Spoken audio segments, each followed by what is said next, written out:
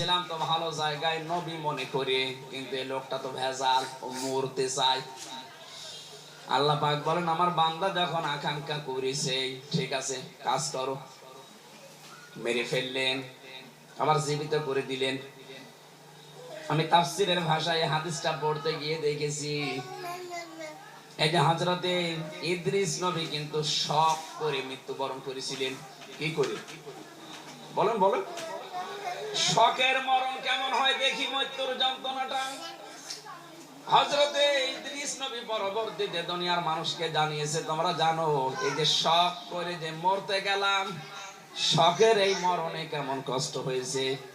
জীবিত ছাগলকে জিন্দা অবস্থায় চামড়া খুলে লবণ দিলে যেরকম লাগে, আমার ওইরকম লাগছিল। ও বগুড়াবাসী, শকের মরণে যদি এই হয়, আমরা যারা মরতে রাজি না তাদের কিছুই হবে না। তারপরও তো তিনি একজন নবী। ঠিক আছে, আপনি আমারে নিয়ে চলেন জাহান্নামে। জাহান্নাম আমি দেখতে চাই কেমন করে আল্লাহ শাস্তি দিচ্ছে। দেখালেন জাহান্নাম গরু ঘর করে আবার বের করে নিয়ে আসলেন, নিয়ে যান আমারে জান্নাতে। জান্নাতের ভেতরে প্রবেশ করিয়ে সব দেখাচ্ছে, সব শেষ হয়ে গেছে। বলছে কি এবার চলেন। হযরত ইদ্রিস নবী ডাক দিয়ে বলে, আল্লাহর ফেরেশতা চলে যাও। আমি যাব না। কেন? কারণ আমি আল্লাহর বাণী এটা জানি, খালিদিনা ফিহা লা ইয়াবগুনা আনহা ওয়ালা।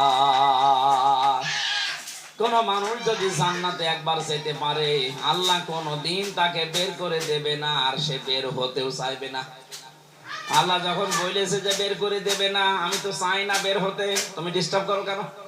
চলে যাও। আজরাইল আলাইহিস সালাম বলছে, আল্লাহ তোমার নবী ইদ্রিস তো খুব চালাক। আল্লাহ বলেন ফিরে আসো, আমার নবী ইদ্রিসের কপালে আমি এইটাই লিখেছিলাম। বলেন সুবহানাল্লাহ।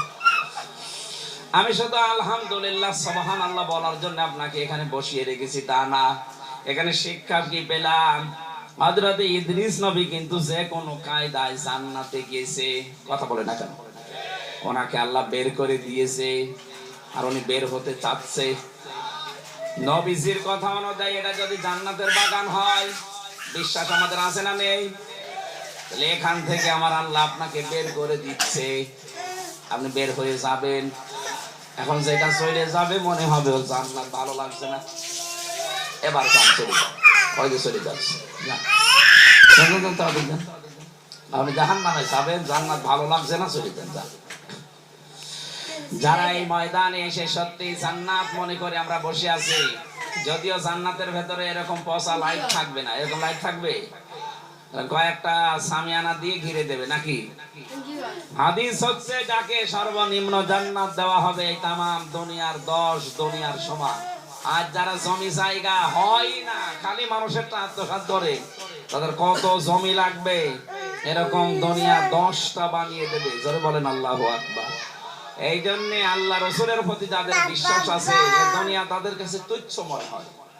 আমরা হয়তো ওই পর্যায়ে পৌঁছাতে পারিনি, তাই যার হালকা বদলায় পৌঁছে গেছে, শুধু বাংলাদেশ না তামাম দুনিয়াও তার কাছে মশার ঠ্যাঙের মতো মনে হয়। কারণ তামাম দুনিয়া না, এরকম 10টা দুনিয়া আল্লাহ তার ইমানের কারণে তাকে জান্নাতে দান করবেন। আল্লাহ যেন আমাদের এরকম একটা পরিবেশ দেন। বলেন আমিন। আল্লাহুম্মা আমিন। লা ইলাহা ইল্লা আনতা সুবহানাকা ইন্নী কুনতু মিনাজ জালিমিন। ও মাবুদ, আমার কণ্ঠে ব্যথা করছে, চাতক পাখির মতো তোমার বান্দারা শুনছে।